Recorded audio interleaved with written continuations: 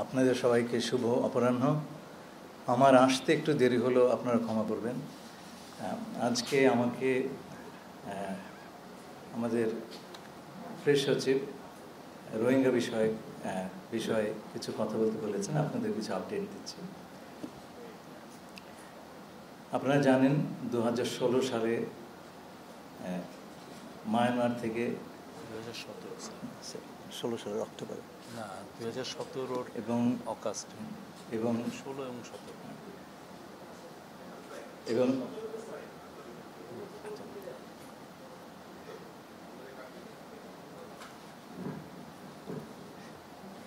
আজ অব্দি প্রায় 12 লক্ষ রোহিঙ্গা বাংলাদেশে শরণার্থী হিসেবে অবস্থান করছেন। এই সরকার যখন দায়িত্ব গ্রহণ করে তারপর থেকে আমরা এই ইস্যুটিকে আন্তর্জাতিক এজেন্ডায় পুনরায় তুলে নেবার সর্বাত্মক চেষ্টা করেছি। এর আগের 7 বছর এই ইস্যুটি প্রায় অপসৃত হয়ে গিয়েছিল এবং এরপর বিভিন্ন সাম্প্রতিক ঘটনাবলিতে, বিশেষ করে গাজা এবং ইউক্রেনের যুদ্ধ, এতে করে এই ইস্যুটা আরও পেছনে পড়ে গিয়েছিল। আপনারা হয়তো স্মরণ করবেন যে গত সেপ্টেম্বর মাসে প্রধান উপদেষ্টা জাতিসংঘ সাধারণ অধিবেশনে এই ইস্যুটি উত্থাপন করেছিলেন এবং জাতিসংঘকে একটি আন্তর্জাতিক সম্মেলন আয়োজন করার আহ্বান করেছিলেন। সেটা তিনি করেছেন সেপ্টেম্বর মাসে এবং আমরা অত্যন্ত আনন্দিত হয়েছি যে আন্তর্জাতিক সম্প্রদায় এতে সোৎসাহে সাড়া দিয়েছে এবং গত সাধারণ অধিবেশনে জাতিসংঘ এই বিষয়ে একটি উচ্চ পর্যায়ের আন্তর্জাতিক সম্মেলনের সিদ্ধান্ত নিয়েছিল। 106টি দেশ এই সিদ্ধান্ত কো-স্পন্সর করে এবং সিদ্ধান্তটি সর্বসম্মতিক্রমে গৃহীত হয়। একটি জাতিগোষ্ঠীকে নিয়ে একটি পরিপূর্ণ জাতিসংঘের সম্মেলন আয়োজন করা একটা অত্যন্ত বিরল উদাহরণ। সেই কাজটি আমরা সম্পন্ন করতে পেরেছি। আগামী 30শে সেপ্টেম্বর জাতিসংঘ সচিবালয়ে এই সম্মেলনটি অনুষ্ঠিত হবে। আমাদের দ্বিতীয় যে বিষয়টি আমাদের সামনে আমরা বিবেচনা করেছি সেটা হচ্ছে এই সমস্যার সমাধান কি। আমরা প্রথম থেকে ভেবেছি এই সমস্যার সমাধান রোহিঙ্গাদের মায়ানমারে প্রত্যাবর্তন করা, প্রত্যাবাসনই এই সমস্যার সমাধান। আন্তর্জাতিক সম্প্রদায়ের সঙ্গে নিরলসভাবে কাজ করেছি এবং আমি আনন্দিত যে এই ব্যাপারে আমরা এখন একটা আন্তর্জাতিক কনসেনসাসে পৌঁছেছি। আপনারা জানেন জাতিসংঘের মহাসচিব তিনি এসেছিলেন মার্চ মাসে এবং তিনি দ্ব্যর্থহীনভাবে বলে গেছেন যে এই সমস্যার সমাধান কেবলমাত্র মিয়ানমারে রোহিঙ্গাদের প্রত্যাবাসন। তৃতীয় যে কাজটি আমাদের সামনে ছিল সেটা হচ্ছে প্রত্যাবাসনের প্রথম যে পদক্ষেপ, মানে কারা ফেরত যাবেন সেই সম্পর্কে একটা মায়ানমার সরকারের থেকে সিদ্ধান্ত নিয়ে আসা। 2017 সালে বাংলাদেশের সঙ্গে মায়ানমারের একটি চুক্তি স্বাক্ষরিত হয় এবং তারপর আমরা 8 লক্ষ রোহিঙ্গাদের নাম কয়েক দফায় মায়ানমার সরকারের কাছে পাঠাই ভেরিফিকেশনের জন্য। গত 8 বছর ধরে এই ভেরিফিকেশনের ব্যাপারে কোনো অগ্রগতি আমরা দেখতে পাইনি। গত ফেব্রুয়ারিতে মায়ানমার জান্তা প্রধানের স্পেশাল এনভয়, তার সঙ্গে আমার দ্বিপাক্ষিক বৈঠক হয় এবং তাতে তারা প্রথমবারের মতো ইঙ্গিত করেন যে এই 8 লক্ষ রোহিঙ্গাদের মধ্যে 2.5 লক্ষের ভেরিফিকেশনের কাজ তারা, এবং এর মধ্যে 1,80,000 তারা প্রত্যাবাসনযোগ্য হিসেবে নির্ণীত করেছেন। আর বাকি 70,000-এর সমস্যা ছিল ছবি এবং কিছু তথ্য নিয়ে, সেগুলো তারা আমাদের সঙ্গে বসে নিরসন করবেন। এই সিদ্ধান্তটি বিমস্টেক বৈঠকের গত মাসে আমি এবং মিয়ানমারের উপপ্রধানমন্ত্রী এবং পররাষ্ট্রমন্ত্রী যৌথভাবে এটা আমরা অ্যানাউন্স করি। এর ফলে আমরা প্রত্যাবাসনযোগ্য রোহিঙ্গাদের প্রথম তালিকা লাভ করি। কাজ গত 7-8 মাসে সম্পন্ন করেছি, যেটা আগের 7 বছরে হয়নি। এগুলো ছিল প্রত্যাবাসনের জন্য অত্যন্ত জরুরি কাজ। এরপর হচ্ছে প্রত্যাবাসন প্রক্রিয়া, আপনি কিভাবে পাঠাবেন এবং সেখানে আপনাকে যে বাস্তবতাটা আমরা মুখোমুখি হয়েছে সেটা বিচার করতে হবে। সেটা হচ্ছে মায়ানমার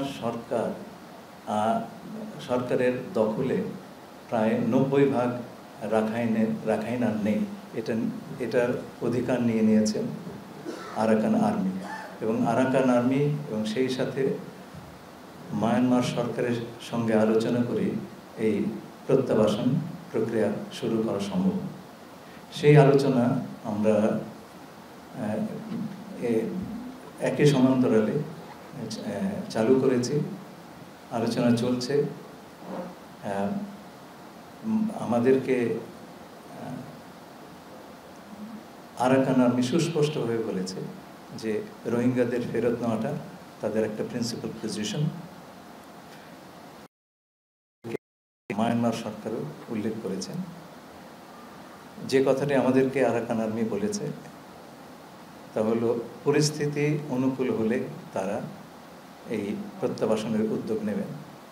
আপনারা জানেন আরাকানের যুদ্ধাবস্থা এখনো নিরসন হয়নি, এবং এই বিষয়ে আমরা দুপক্ষের সঙ্গে কথা বলেছি এবং আমরা কিছু অগ্রগতি অর্জন করেছি।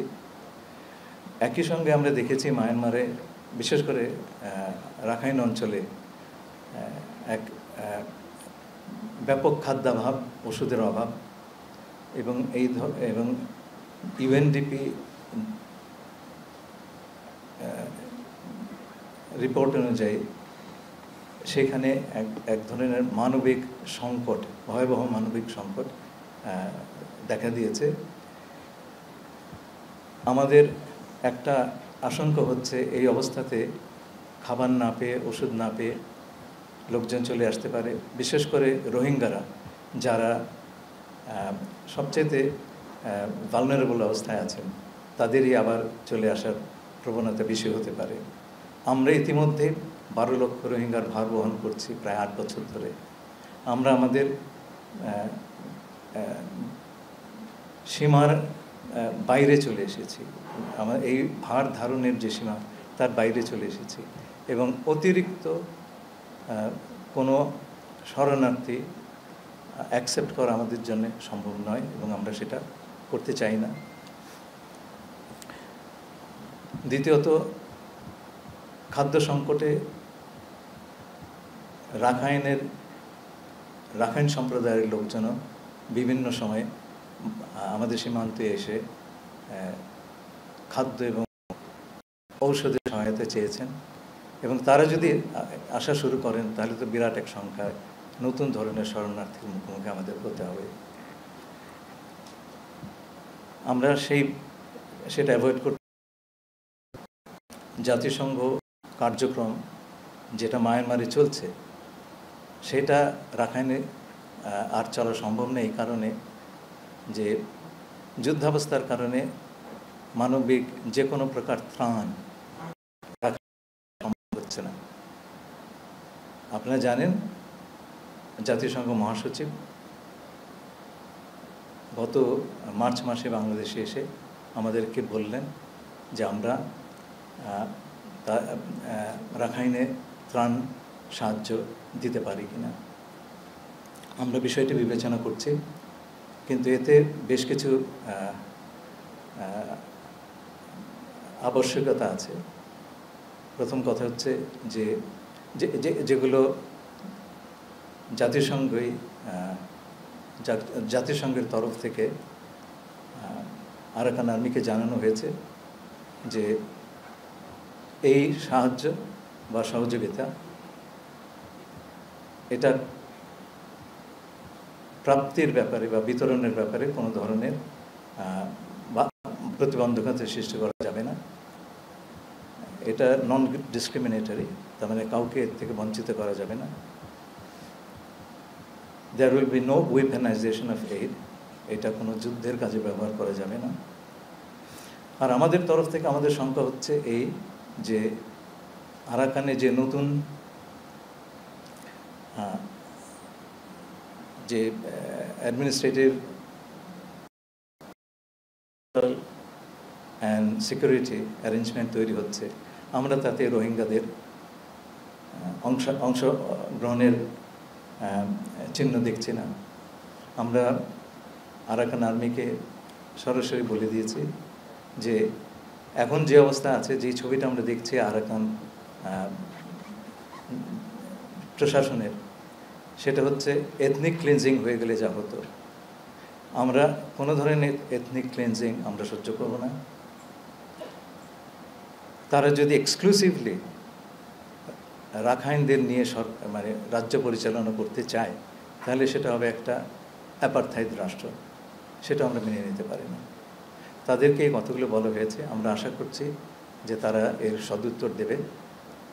আমরা এই সমস্যার শান্তিপূর্ণ সমাধান করতে চাই। বাংলাদেশ মনে করে এই সমস্যার একমাত্র সমাধান হচ্ছে রোহিঙ্গাদের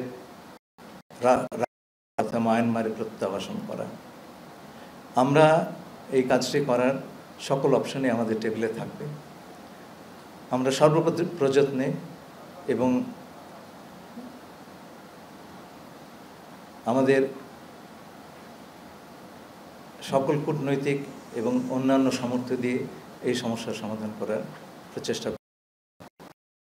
আমি জানি মায়ানমারে জাতিসংঘের সাহায্য নিয়ে বাংলাদেশে একটা করিডোর দেওয়ার কথা যে গুজবটা উঠেছে, আমি দ্ব্যর্থহীনভাবে বলে দিচ্ছি, করিডোর নিয়ে আমাদের সঙ্গে কথা হয় নাই এবং কারোর সঙ্গে কথা হবে না।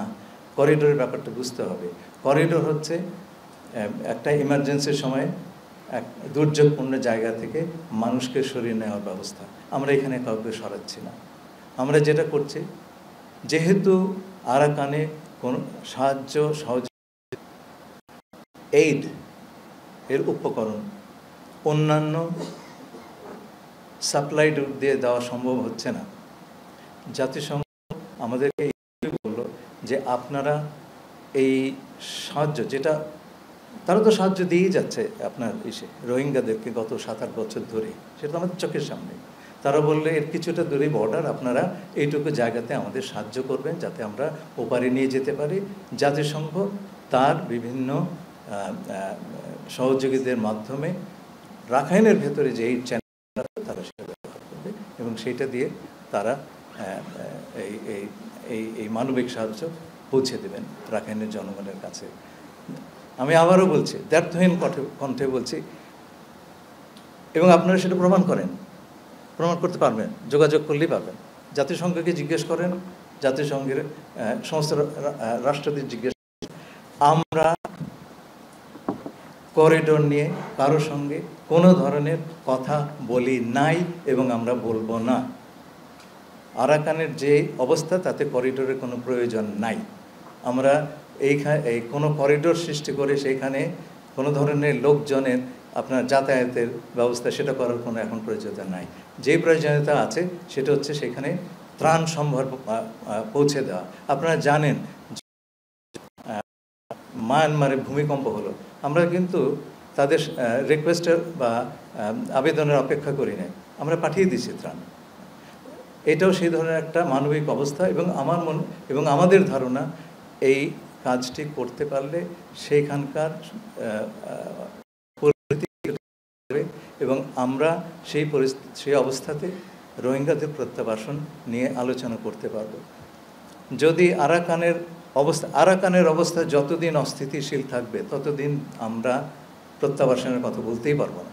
আর প্রত্যাবাসনের কথা যদি নাই বলতে পারি তাহলে তো প্রত্যাবাসন কৌশল নিয়েও কোনো কথা বলতে পারবো না। সুতরাং প্রত্যাবাসন কৌশলের যে প্রিরিকুইজিট পূর্বশর্ত আমরা সেখানে আসি নাই। অনেকে বলেছেন করিডোরে নিয়ে আপনারা কথা বলছেন, কারোর সঙ্গে আলাপ করেন নাই। ভাই আমরা কী করে আলাপ করবো? যার অস্তিত্ব নেই তার সঙ্গে সে বিষয়ে আলাপ কী করে হয়? আর আরেকটা কথা আপনারা শুনেছেন আমার জাতীয়তা নিয়ে, আমার একটাই ন্যাশনালিটি সিটিজেনশিপ, বাংলাদেশের সিটিজেনশিপ। আমি এখানে আসার আগে আমার পরিবারের সঙ্গে আমেরিকায় থেকেছি, কিন্তু আমার কোনো আমেরিকান পাসপোর্ট নাই। বাংলাদেশ ছাড়া অন্য কোনো দেশের জাতীয়তা আমার নাই। এখন আমাকে যদি বলা হয় যে আপনি জাস্ট বিকজ কেবলমাত্র আমি আমেরিকায় থেকেছি বলে যদি আমাকে বলা হয় আপনি বিদেশি নাগরিক, তাহলে তো কালকে তারেক রহমান সাহেবকে সেই কথা বলতে হয়। এটা তো আমি আবেদন করবো আপনার বুঝে শুনে কথা বলবেন। আমাকে যদি আপনার ঢিল করেন সেই ঢিল কিন্তু অন্যর ওপর গিয়ে পড়তে পারে। আমি যেটা নই আমাকে সেটা বানাবেন না প্লিজ। আর পারলে প্রমাণ করেন, আদালতে গিয়ে প্রমাণ হবে। আমার একটা রাইট আছে তো বাংলাদেশি একজন নাগরিক হিসাবে। আপনারা যদি সেই রাইটটা রেসপেক্ট না করেন, আমি আপনাদের বলছি না, যে কথাগুলি উঠেছে সেটা খুব দুঃখজনক হবে। সেই কথাটি তাহলে যে কোনো লোকের উপর প্রযোজ্য হবে। প্লিজ, আপনাদেরকে অসংখ্য ধন্যবাদ। আমরা প্রশ্ন দিব, আপনার নাম বলবেন এবং আপনার প্রতিষ্ঠানের নাম বলবেন। Thank you.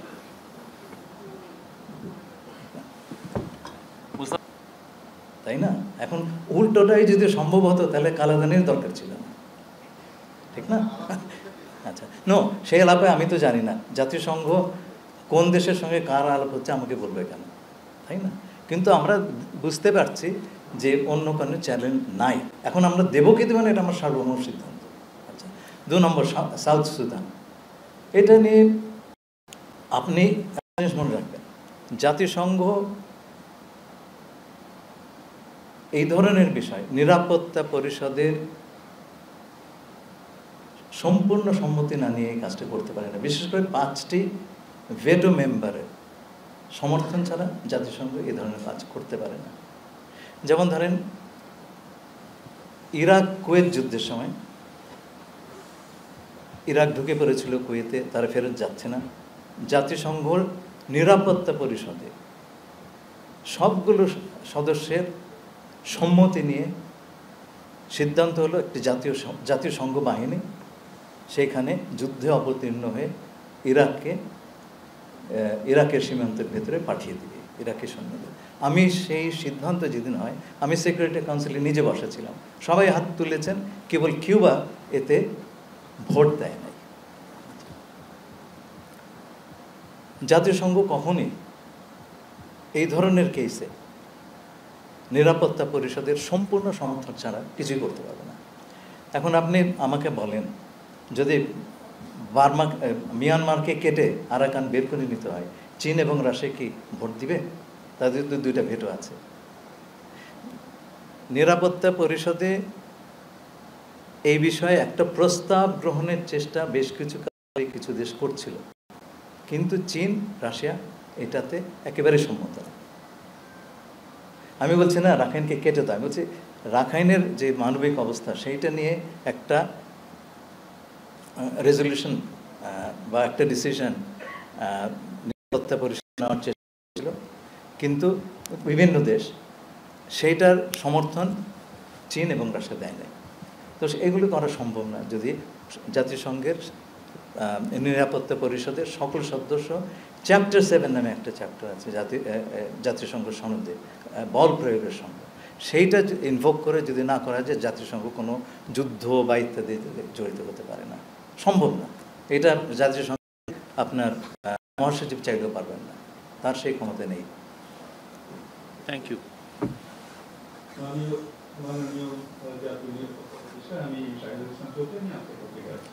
আমার দুটো ছোট প্রশ্ন। একটা হলো যে সাধারণভাবে যে তথ্যটা আমরা সবার সঙ্গে কথা বলছি, আমেরিকা সেখানে অংশীজন তাদের সবার সঙ্গে কথা বলছি। আমাদের ওপরে কোনো চাপ নাই, যেই জিনিস নাই সেটার ভার তো আমরা অনুভব করতে পারি না, 1 নম্বর। 2 নম্বর, তাড়াহুড়োর কোনো কথা নাই, আমাদের সোজা হিসাব আমাদের সোজা, সেটা হচ্ছে রোহিঙ্গাদের ফেরত যেতে হবে এবং ফেরত গিয়ে তারা যেন আবার আগের 2 বারের মতো প্রত্যাবাসিত হয়েছে সেরকম আর ফেরত না চলে আসেন। It has to be a sustainable repatriation. তারা যাবেন এবং সেখানে থাকবেন। সেই কাজটি করতে হলে রাখাইনের যে আপনার প্রশাসন গড়ে উঠেছে, যে সিকিউরিটি অ্যারেঞ্জমেন্ট গড়ে উঠেছে, তাতে যদি রোহিঙ্গাদের মানে উপস্থিতি না থাকে আনুপাতিকভাবে, তাহলে তারা সেখানে যাবেন কেন? তাদেরকে রক্ষা দিবে। ভবিষ্যতে আবার এটা হবে না সেটা গ্যারেন্টি কে দিবে? কেউ তো দিবে না। আজকে তারা ফেরত গেলেন, কালকে তাদের আবার একটা জাতিগত নিধন করে ফেরত পাঠালো, সেইভাবে হবে না রে ভাই। This has to be a sustainable repatriation. আমরা বারে বারে এই সমস্ত জিনিস ফাজলামি সহ্য করতে পারবো না। They have to go back, they have to stay there, এবং সেই ধরনের কন্ডিশন তৈরি করতে হবে। সেইটা যদি না করা হয় এবং সেই অবস্থাতে বাংলাদেশেরও কেউ যদি এদের ফেরত পাঠায়, সেটা হবে সাংঘাতিক রকম একটা ইররেসপন্সিবল কাজ।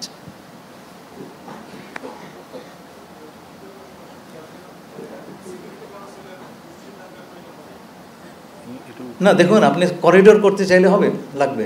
আর আপনি যদি মনে করেন যে না, মিয়ানমার আরাকান আর্মি তারা বললো যে ঠিক আছে ভাই, আমরা বিপদে পড়েছি, আমাদের দুটো সাহায্য দাও, তোমাদের বাংলাদেশ আপনাদের ছাড়ার কোনো রুট নাই, আপনারা সেই কেবল বর্ডারটা পার করে দেবেন, আমরা সবাই অ্যাগ্রিমেন্টে আছি, তখন সেটা আমরা বিবেচনা করব।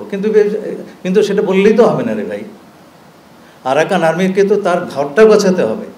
যদি মধ্যে বসে থাকে, অ্যাপারথাইড রাষ্ট্র কায়েম করতে চায়, আমরা কেন সাহায্য দিব রে ভাই? প্রশ্নই ওঠে না। মিশু।